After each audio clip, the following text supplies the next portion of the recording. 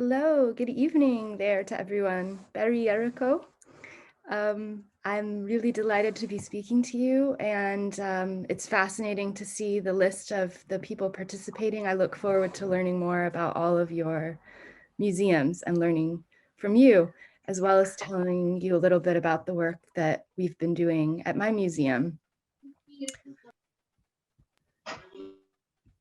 I wanted to start with this question here, which I put on the screen earlier.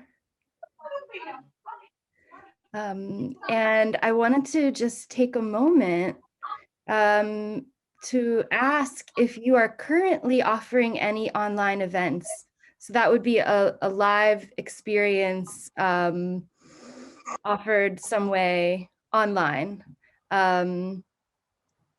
If you're doing this in your museum, I'd love if you can mention it in the chat, say something about it, or if anyone would like to speak, feel free to speak. I just wanted to start out by getting a sense of what kinds of projects related to online events that you all may be already doing.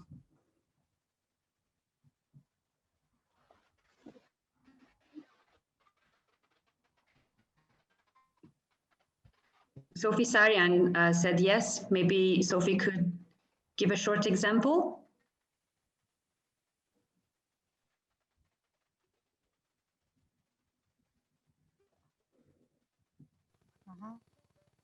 Անգլերեն ասեմ, թե հայերեն։ Կարող եք հայերեն ասել, իրենք անգլերեն թարգմանությունը կլսեն։ Կարանտինի ժամանակ կարանտինի ընթացքում, որ հայտարարվեց մարզից։ Այո, հիմա լավ է։ Հիմա լսվում է։ Այո։ Ուրեմն երբ հայտարարվեց կարանտինը, մենք նախապատրաստում ենք ցուցահանդես Սարյանի ձևավորումները Ալմաստ օպերայի, որ նաև նվիրում ենք Սպենդիարյանի 150-ամյակին, եւ քանի որ չենք կարող ցուցահանդեսը ուրեմն անել այնպես ինչպես պլանավորված էր, մենք առցանց ներկայացրեցինք բացումը ամբողջ դահլիճում ցույց տվեցինք եւ երբ սխմում էին նկարների վրա մեր վիրտուալ այցելուները կարողանում էին կարդալ այն բացատրակը, որ ընդհանրապես հանգանում լինում է ամեն նկարի կողքին։ Դրանից բացի տվեցինք ուրեմն Սարյանի ձևավորման պատմությունը, Սպենդիարյանի օպերայի մասին, այսպես ուրեմն անցկացրեցինք, նաև երեխաների հետ անցկացրեցինք այդպես մրցույթ, քանի որ Ղազարուս Աղայանի նաև 180-ամյակն էր, առաջարկեցինք, որ իրենց ելույթները ուղարկեն, որևէ բանաստեղծություն արտասանեն եւ դա տեղադրեցինք մեր Facebook-յան էջում։ Այդքանը։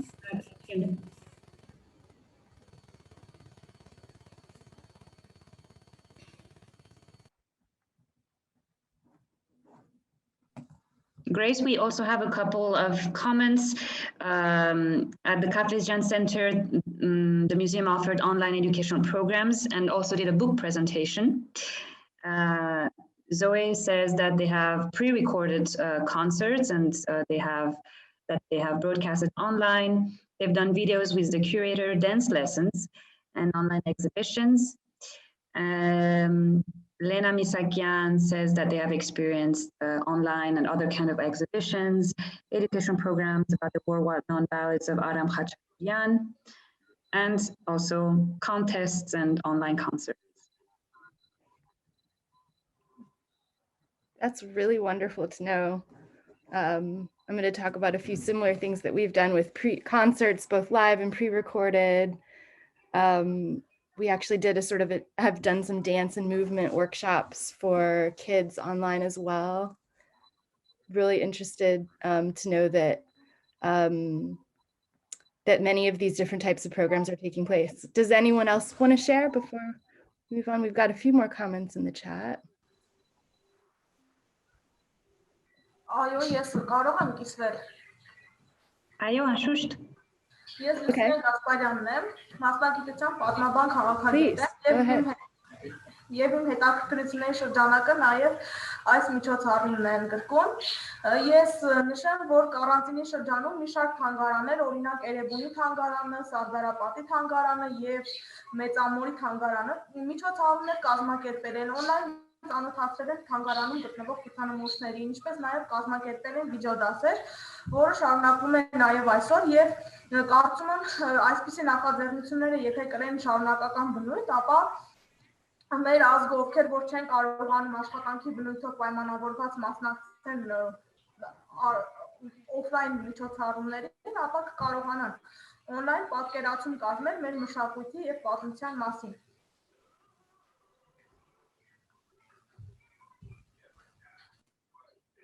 Շնորհակալություն։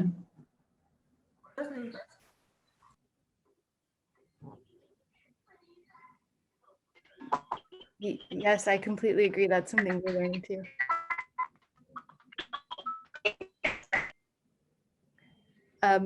Yes, I think the question of how we can continue this is definitely on my mind, and that's something I'm discussing a lot currently with my colleagues as well. So I think it's very interesting that there was a lot of focus on how can we experience an exhibition online? What are the ways that you can share that either through a pre-recorded or a live event? Is there another comment that came through?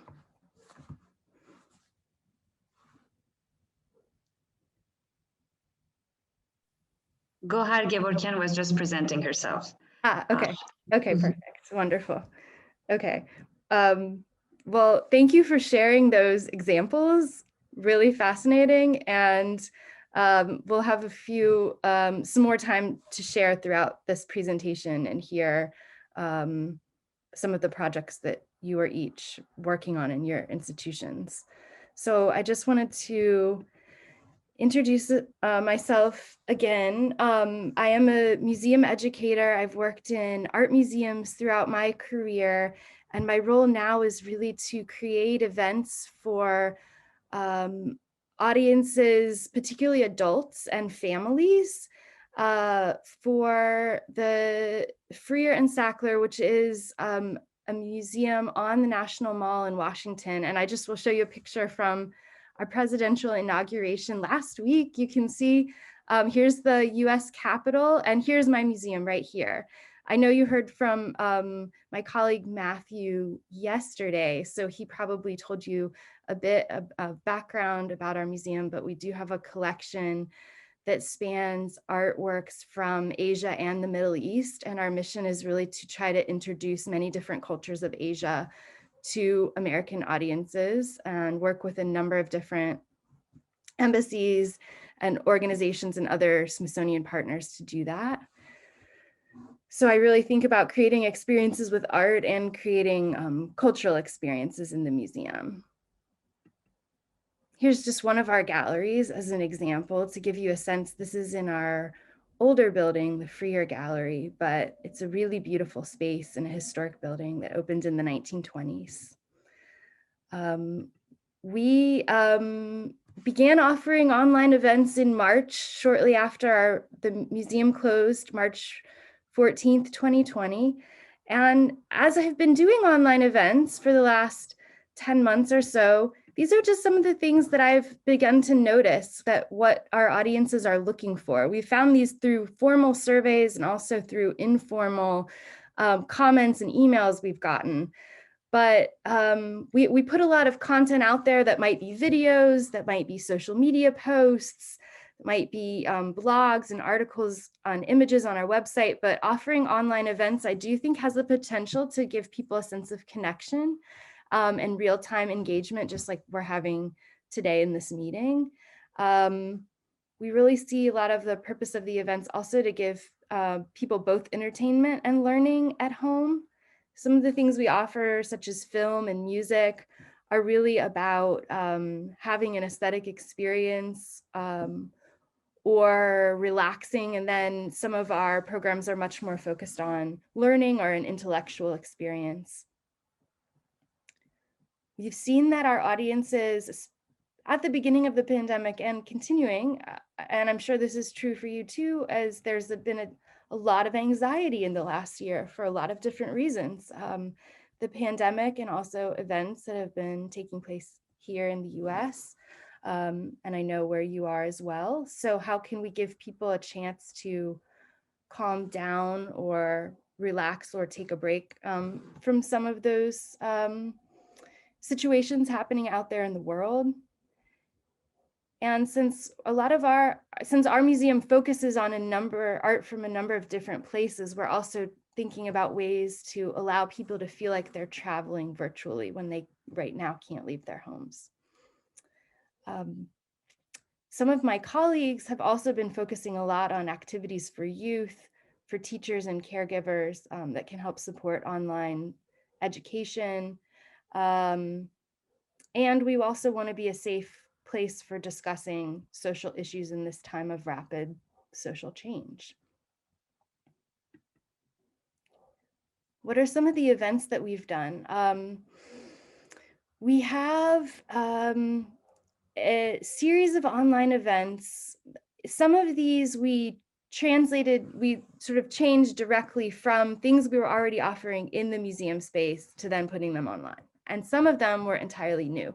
So you may have experienced something similar where in some cases you just moved something onto Zoom, and in some cases you had to rethink the concept entirely. We often had talks and panel discussions at the museum. We launched a new, 2 new online series of talks. So the idea of a series is that it sort of links the individual topics together into something larger and continuing. So we have about every month a tea and conversation program, and that explores one gallery or one space in our museum or one theme related to our collection. And then we have Join the Curator, where our curator of contemporary art speaks with an artist. That happens about once a month.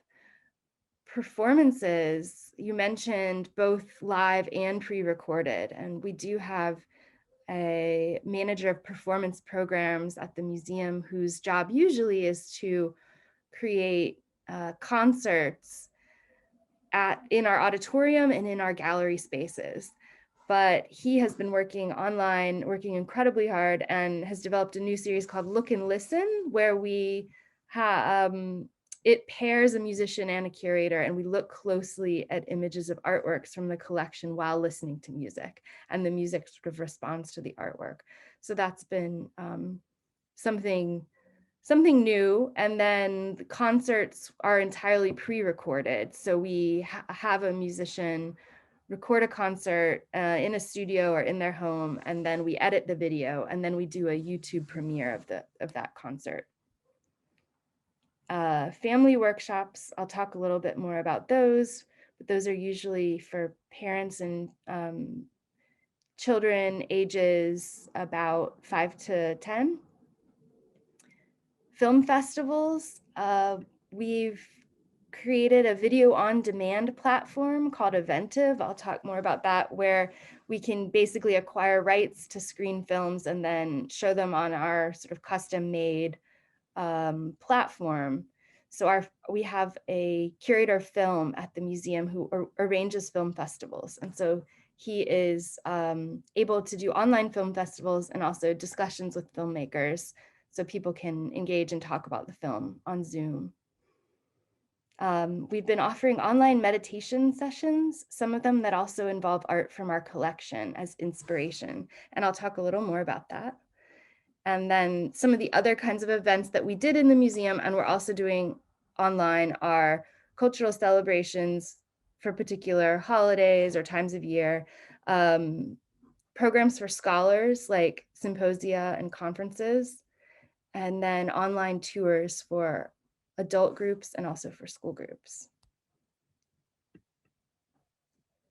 This is just an image of one of our tea and conversation talks. We do these as webinars. So we have some programs that happen as meetings like this, where you can see everyone and we try to engage more with the group. That happens in our workshops that we do. So the meditation sessions and also art making workshops and the family programs.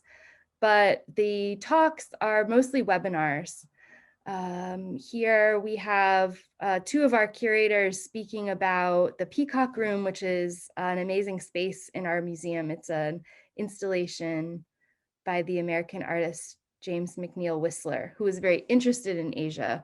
And it's sort of this combination of East and West within the room. So it's one of our iconic spaces that visitors want to come see. So we gave people a chance to virtually visit it online. Same with another talk that we had that was about another special space in our museum, a Tibetan shrine room, sort of a modern interpretation of a Tibetan shrine room that we have in the museum. And we also have a web feature that allows you to explore the room virtually. And this we had up before the pandemic. And you can touch each of these circles and find out more about that artwork. So we've tried to have online programs that related specifically to resources we already had on our website that would allow people to go further and go deeper.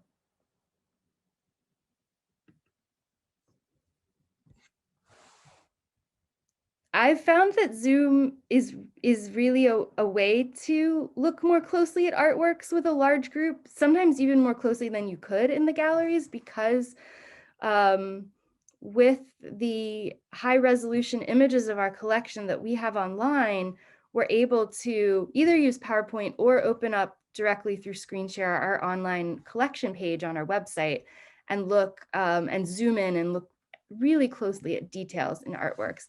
This is just an example of a talk where we were speaking about a Japanese painting that was by a Zen Buddhist monk, and we actually had a Zen priest and an art historian speaking with our curator about this art tradition.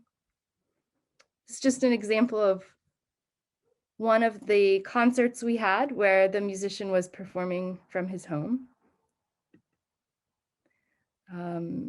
As we learned and have experimented more, we've gotten to be, the events have started to look a little more produced. Our video editor with the art and music series actually edits in the artwork, so you can see the musician and the artwork at the same time, like in this video. It's just an example of the group tours that we have, which are done, and it's not complicated at all. It's just using PowerPoint, actually. So we're not actually able to go into our museum right now to say offer a virtual tour from the galleries. So we are using images. So it's not quite the same. I've done some virtual walkthroughs of exhibitions where we used PowerPoint with images of the different rooms of the exhibition, or we've used Google Arts and Culture, the online tour of our museum that we have there, to sort of virtually walk through. But PowerPoint and looking at art images also works well. Some examples of some of the family programs we've done. We have done puppet making. This was in the top left corner. This was a program for Diwali, a South Asian holiday that we usually celebrate at the museum, but in this case, we worked with a group of dancers here in Washington who did a live event from their studio, and we had about 100 people participating. It was an interactive dance and movement and storytelling workshop for children and their families.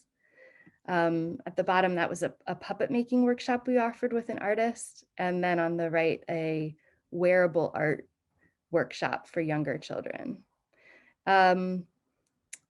We have some new policies in the Smithsonian about offering online events with young children. For one thing, we have to be very careful about privacy concerns. So we are not recording these events.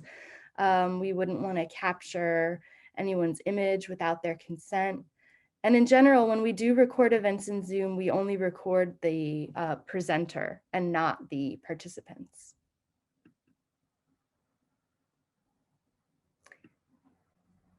The event that I've really enjoyed developing during this time has been our online meditation program.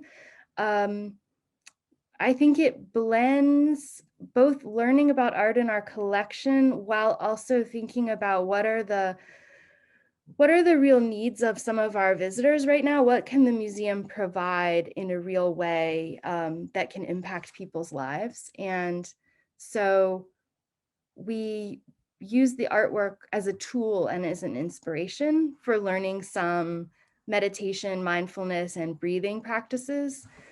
We already offered meditation in the museum, and this was the first program we moved online in mid-March of last year. And I think having the art element where we look closely at one artwork each week has just really taken it to a new level. For example, in this image, this is a Japanese print, and it shows different phases of a lotus blossom, from when it's a bud to it's a flower, and then it is sort of faded away. And we were using this work to talk about the passage of time and focusing on the present moment. Here's another artwork we used in our online meditation program. And it's another Japanese work, a tea bowl that has been broken and then rejoined together through the process of kintsugi, which is the lacquer repair, lacquer with gold, joining the pieces back together. And we use this as a metaphor for thinking about healing and restoring what is broken. It's just an example of us looking closely together at a painting during one of the sessions, looking around the different parts of the artwork and observing details very carefully in a really open-ended way. So I want to ask you another question.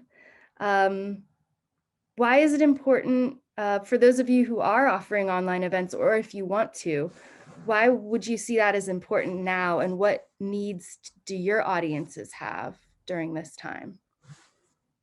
You can answer verbally or in the chat, however you like.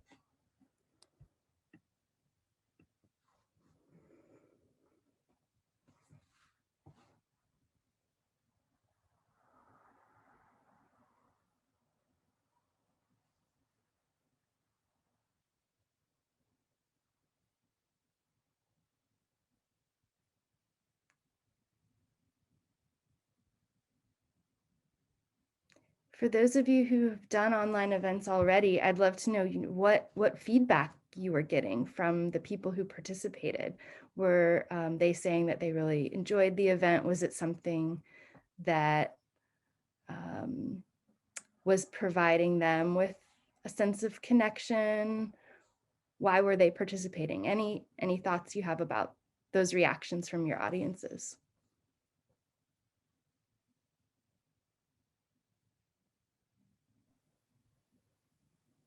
Հայգույ ջան, Վանաձորի կերպարվեստի թանգարանից, եթե ուզում ես, կարող ես արտահայտվել։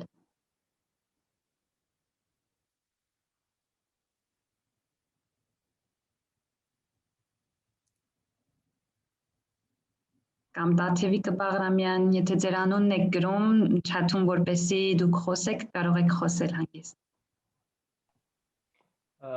Ես ասեմ, հա, երևի ինձ բոլորը լսում են։ Շատ լավ։ Անցած տարի գարնանը, երբ որ Հայաստանում ընդհանրապես փակված էին հիմնականում թանգարաններ, ամեն ինչ փակված էր եւ ավելի շատ էինք տանը անցկացնում, քան հիմա, մենք անցկացրեցինք հեռավար դասախոսություններ եւ արդեն հաջորդ դասախոսությունները անցկացնում էինք մեր հիմնական այդ լսողների հետ քննարկելով։ Անցկացնում ենք պատմական հուշարձանների մեջ վերաբերյալ դասախոսություններ եւ մեր լսարանից մեկը առաջարկեց, որ խորհրդային շրջանի, սովետական շրջանի ճարտարապետության մասին դասախոսություն ունի եւ հետական դասախոսությունը եղավ դրա վերաբերյալ եւ ընթացքում մեր դասախոսությունները սկսեցին նաեւ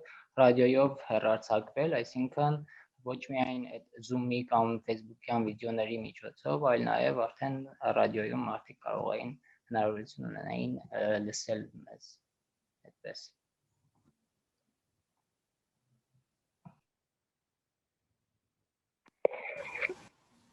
Եթե կարելի է, ես կարող եմ։ Այո, անպայման։ Ես Մարինե Օթարյանն եմ, Ալեքսանդր Սպենդյանի տուն-թանգարանի տնօրենը։ Գիտեք, այս COVID-19-ի ժամանակաշրջանը կարծում եմ բոլոր թանգարանների համար էլ, աշխարհի բոլոր թանգարանների համար իրենց դրսևորման նոր ձևեր եւ նոր ճանապարհներ բացեց, նույնիսկ թանգարանային աշխատողները բացահայտեցին իրենց մեջ շատ ավելի այլ տաղանդներ եւ կարողություններ։ Հիմա սա ուղղակի որպես նախաբան, հիմա ինչ վերաբերում է առցանց ծրագրերին, արդյոք մենք դիտարկել ենք հետագա կապը թե ոչ, անշուշտ, ես ուղղակի մենք շատ մեծ գործունեություն ծավալեցինք, բայց ես ուզում եմ կենտրոնանալ մեկ ուրեմն թիրախավորված խմբի հետ աշխատանքի, դա նախադպրոցական տարիքի երեխաներն էին, քանի որ մենք գիտենք, որ COVID էր եւ բոլոր աշխատատեղերը փակված էին, փոքրիկները տանն էին եւ ծնողների համար շատ դժվար էր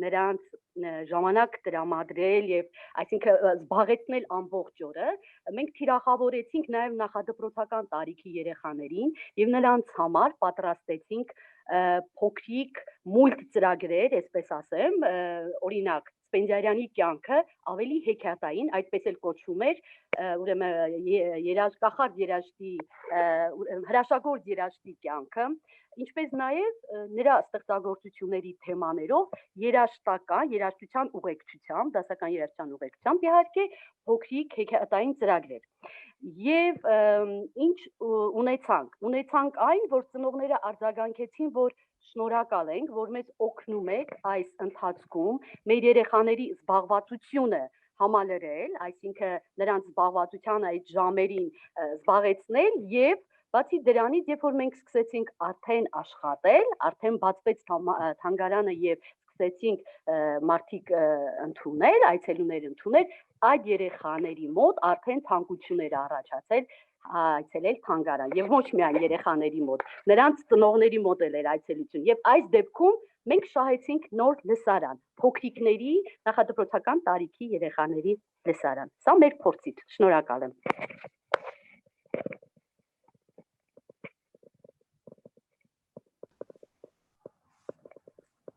Եթե կարելի է ես էլ մի երկու բառ ասեմ, good evening, I'm Lisa from Confession Center for the Arts and want to answer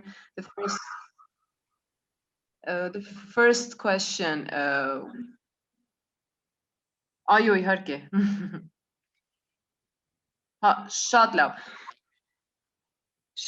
okay։ Չէ, okay, թարգման եք, խնդրում եմ։ Ուրեմն ինչի է ինձ համար շատ կարևոր, կարծում եմ մեր թանգարանի համար որն է այդ կարևորությունը, նախ մեր այդ տարիների փորձը ունենալ լսարան, թիրախավորված խմբեր, շատ վտանգավոր էր հենց առաջին փուլում պանդեմիայի չկորցնել այդ լսարանը, որը շատ հեշտությամբ կարող էր լինել։ Եվ հենց դրա վրա էինք աշխատում եւ էլի շատ կարևոր մի կետ էր այդ սոցիալական շփումները, որտեղ այդ իզոլացումը մեր իրարից հեռու առանձնացված լինելը նաև թանգարանից էր մարդկանց իզոլացնում եւ մեր կրթական ծրագրերում կրթությունը, արվեստի կրթությունը ինչ որ միտեղ երկրորդ պլան էր մղվում եւ առաջնային էր պարզ շփումները եւ թանգարանը մտնում էր մարդկանց տներ եւ մենք նախ եւ առաջ պարզապես շփվում էինք, մարդիկ դրա կարիքը նախ այդ շրջանում շատ ունեին, դա էր իմ հիմնական ասելիքը, շնորհակալ եմ։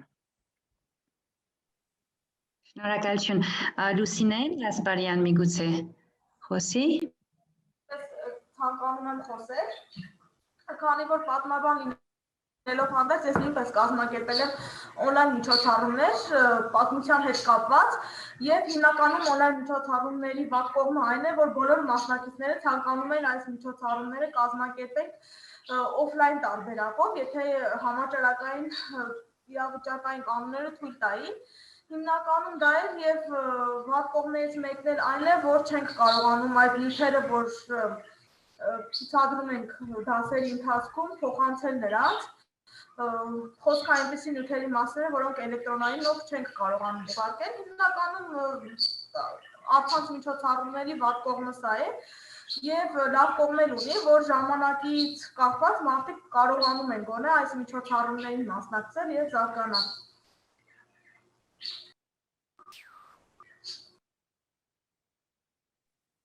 Շնորհակալություն. Grace, we also have a comment from Hovannes Yesayan saying that, as you know, now our society is in a deep crisis after the war, and it is crucial to reevaluate the role of art in our lives to involve as many people as possible in the museum sphere.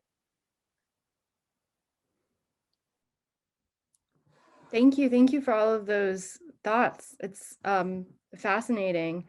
And I love the idea of using radio and creating cartoons for young children. We know that those early learners, the preschool children have, their learning has been most impacted during the pandemic. And this idea of bringing the museum to your home and reevaluating the role that art can play in your life. I think those are all incredible comments. And it's fascinating to me to see how, despite our very different situations, that we are grappling with a lot of the same issues in Armenia and in the US right now. There was also one example from Haikoya Bakyan from the Vanadzor Fine Arts Museum. She was saying that they've done, again, an education program with kids. It was an online exhibition, and kids from 5 different countries in the world participated. So it was not just a national on a national level, the online exhibition, but on an international level. Thank you for sharing that.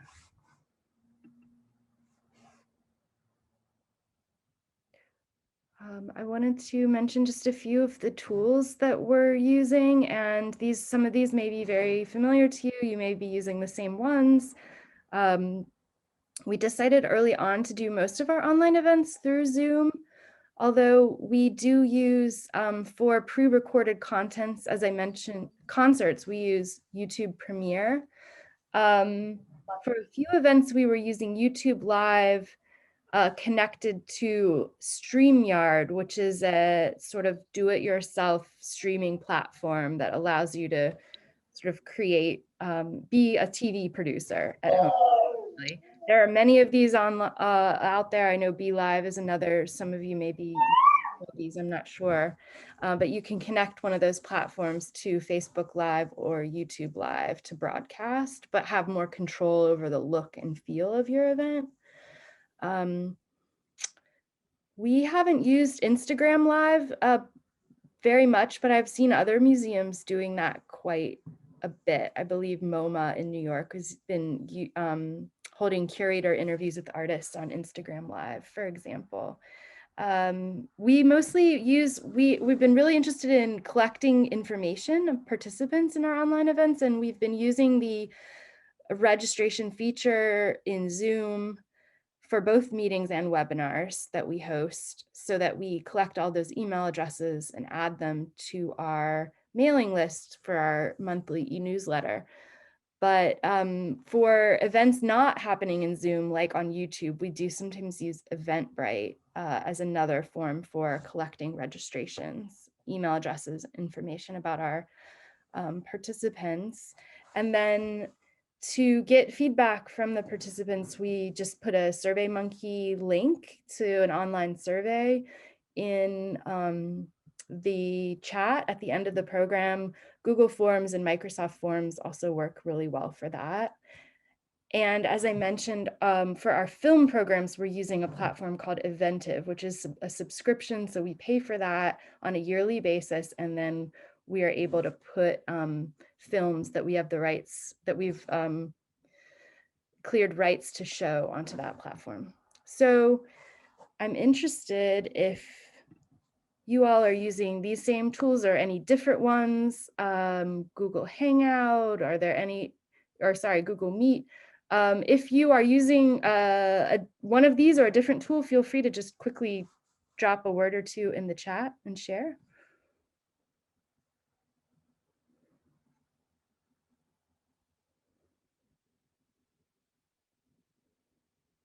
If not, it's okay. Give you another minute. If anyone wants to share a tool or platform that they have used.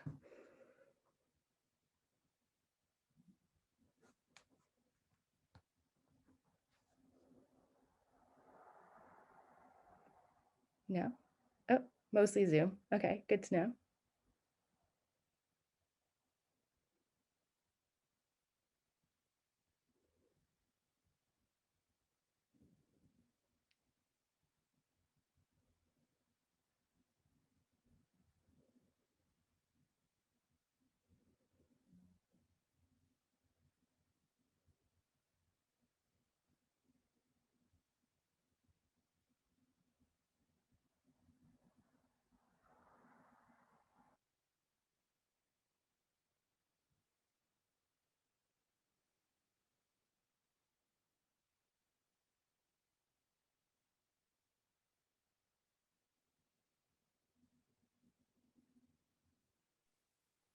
Most of the Armenian museums have used Zoom or Facebook.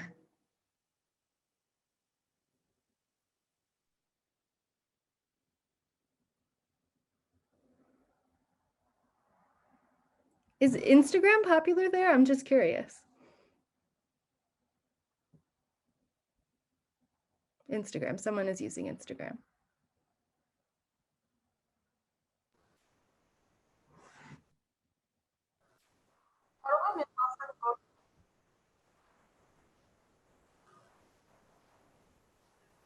Լսում եք ինձ։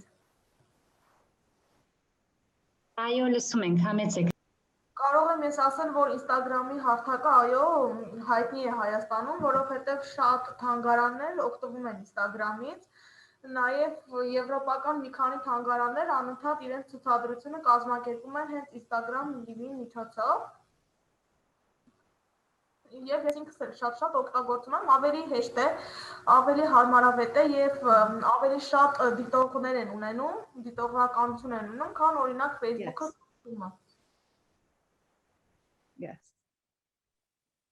And I think each social media has specific audiences as well. Like Instagram is really used by teens and young adults, whereas Facebook maybe adults and even older people are using, or YouTube as well. Yep, definitely. Same here.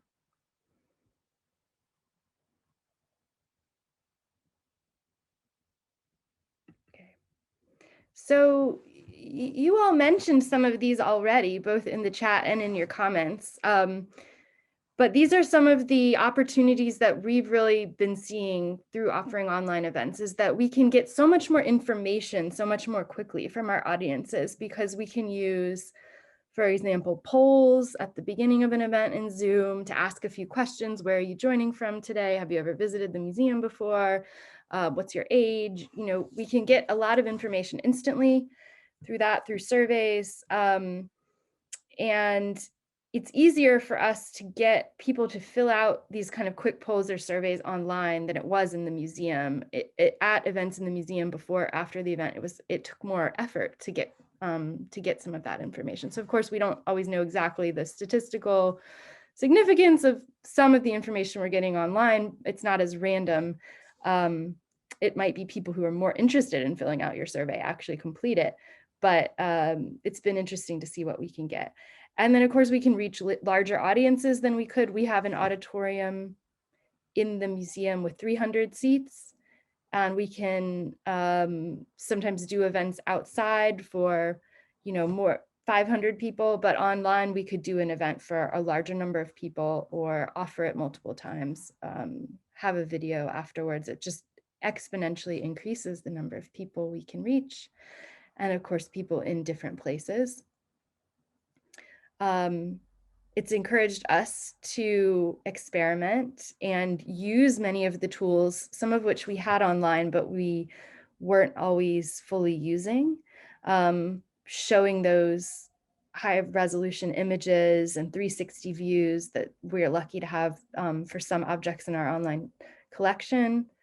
We found it's lower cost. We don't have to pay for travel for speakers or performers to come to our space. We don't have to pay for many of the costs we would have on site involved with producing events. So we can focus on the content of the event when we do it online.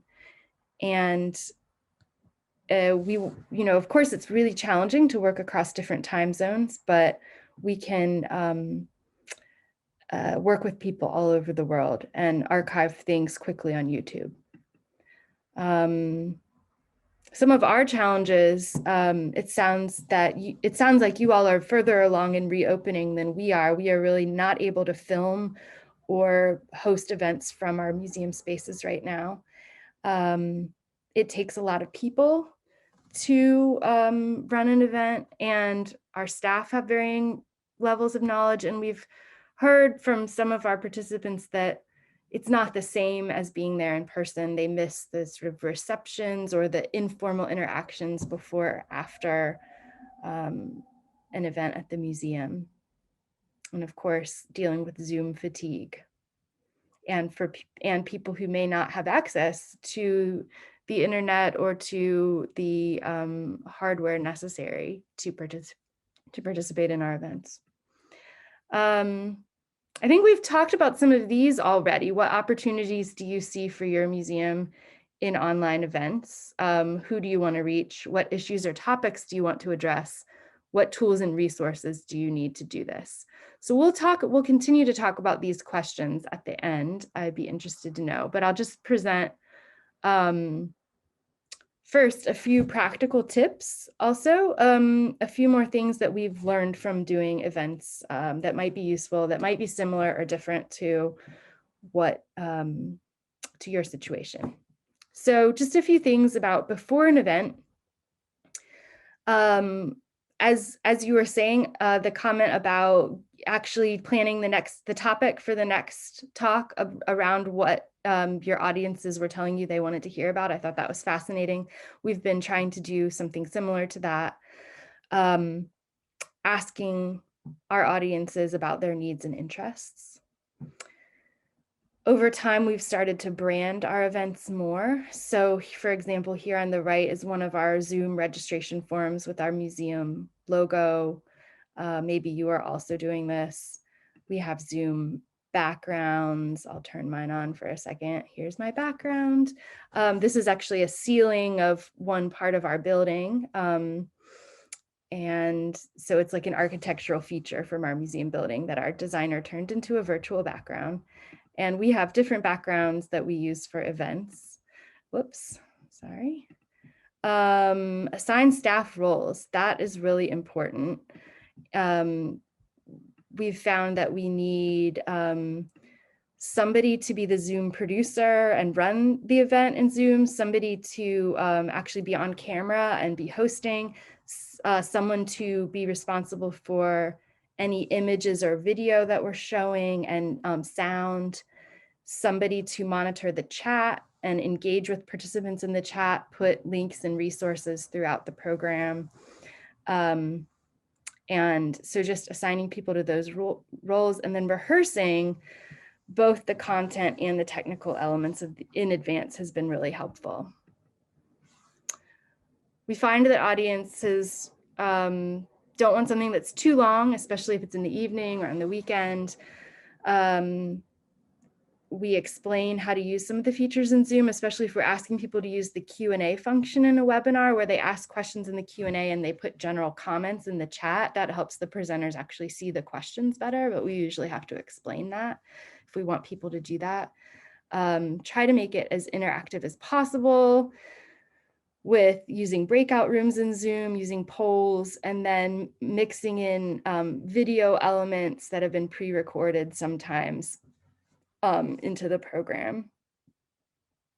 We have been using, to make the event more accessible, we've been using closed captions. So we have simultaneous captioning where people can turn on the captions, especially if they're older or they might have trouble hearing. It helps for them to be able to read the text on the screen while the event is being spoken. And of course, interpretation in other languages is wonderful when we can have that. And we always try to analyze all the data that we're getting. Zoom gives you an incredible amount of data where you can see how many people registered, how many people actually joined who registered, how long did people stay, how many individual users did you have versus the most number of users at any one point in the event, what did people say in the surveys they filled out, what are the zip codes, where's the locations they are joining from. We've just been trying to look at all that information. Stay in touch. Zoom offers those automated emails where you can email the participant after the event to encourage them to stay in touch with your museum. And then organizing our events into YouTube playlists. And you can also add transcripts to YouTube in different languages so that people online will be able to use subtitles to view your event. So those are the things that I wanted to share with you. I know that was a lot pretty quickly, but I hope it was interesting or useful in some way.